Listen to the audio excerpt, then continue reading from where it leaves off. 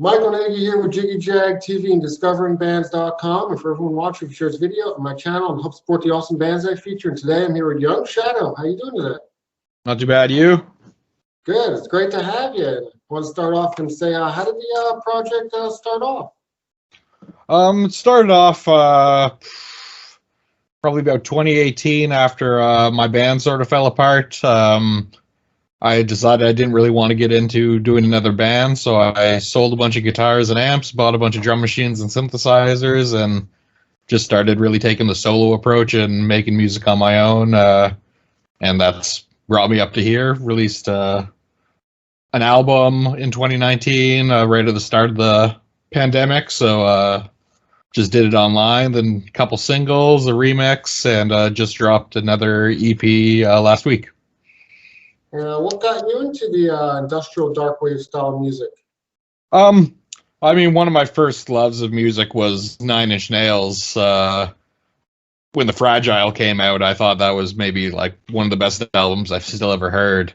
And I've always from there got into Ministry, lots of stuff like Front 242, Frontline Assembly. I'm Canadian, so Skinny Puppy up here is top tier, so stuff like that. But when I started doing this project, it was really more of like Godflesh was what I was into. I was coming out of a metal band. I play a 7-string guitar, so it was just a really heavy drum machine and guitar riffs.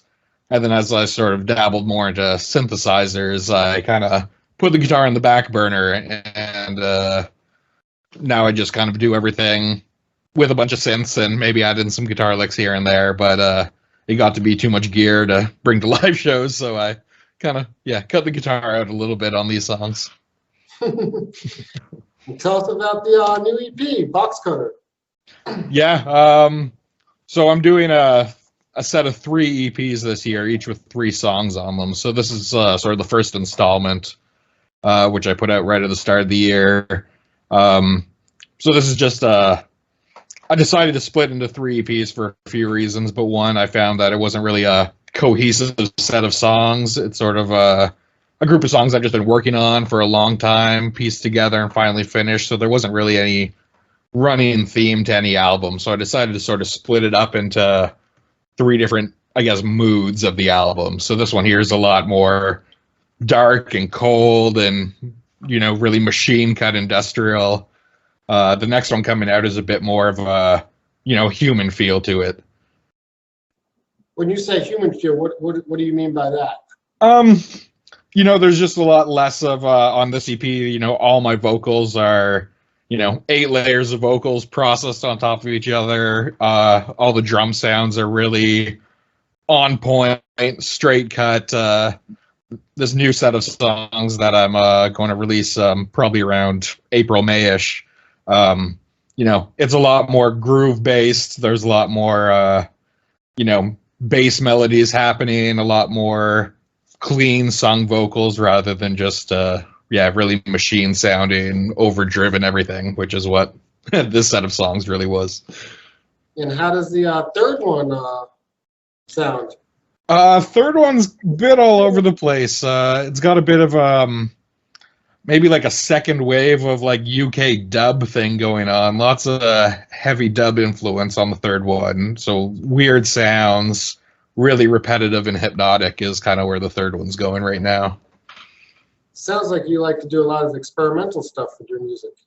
Yeah, I mean, a lot of that just comes with, being a guy coming from playing in hardcore and metal bands for years and then really delving into the synthesizer world. It's, as you're figuring it out how to use the machine, just doors really open. And when you start writing something, you don't necessarily know where it's going to go because you're really, instead of just having, a drummer playing it this way until you find it right, you're really turning knobs and things that you don't expect are happening. And then from there, sounds start, just organically coming out. So it's less of a writing and more of like an experiment until you have a bit of a core of a structure of a song. So it really changes the sound EP to EP. I mean, the album that I put out last year, it was really, you could tell I was coming from playing in punk bands. It's really guitar driven. Like I said, kind of Godfleshy and heavy drum rhythms, and these ones are a bit more, almost like if Tom Waits didn't have a piano but had a drum machine and synthesizer, kind of just 2 or 3 chords flowing back and forth, and then layers of sounds coming in and out of everything. Now, I know you do everything solo, but are there maybe some artists you maybe want to collaborate with or work with at some points? I've got a couple songs I'm working on where I want to get another voice in there. I'm not the strongest singer, and there's a few songs that I have that really have some vocal lines that I'm hearing that I can't hit. So I'm thinking about adding a couple vocalists in. My main collaborator, I would say, the guy who mixes and masters my albums, is Topon Daz of Canadian grindcore band Fuck the Facts, who I've been seeing since I was 14 years old in clubs down here, and he's become a good friend of mine.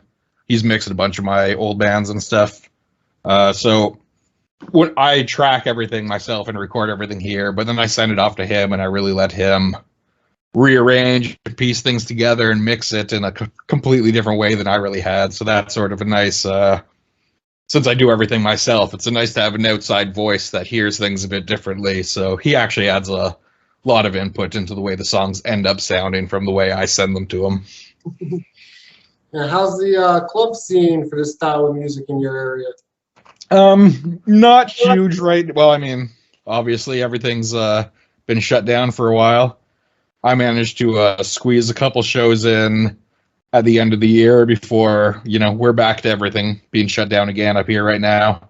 So we've got a couple clubs. A lot of stuff has shut down in the past couple of years, but we've got a couple spaces, and this sort of music kind of lends itself to work in DIY spaces. So I can bring a couple synths, drum machines, and a small PA and speakers, and really set up just about anywhere. But as far as big industrial clubs, we don't have too much. We have a really long running goth industrial night that's been going on for years, which is really strong in the DJ scene, where it was before. But it's lots. I play with opening for lots of metal and punk bands just because that's the people that I know, and I can kind of tailor my set to fit in with softer shoegaze music or harder stuff. So play when you can. Yeah, your music seems to fit in with a bunch of different genres and bands. Yeah, I try. It's also really easy to. I like to program weird covers into my set. So if I'm doing a really hard punk show, I can make a Misfits song happen on the drum machine in a couple days, and then I can bust that out, and it's a big crowd pleaser. The last show I did Atlantic City by Bruce Springsteen, which was a really dark, gothy industrial song, which worked out really well.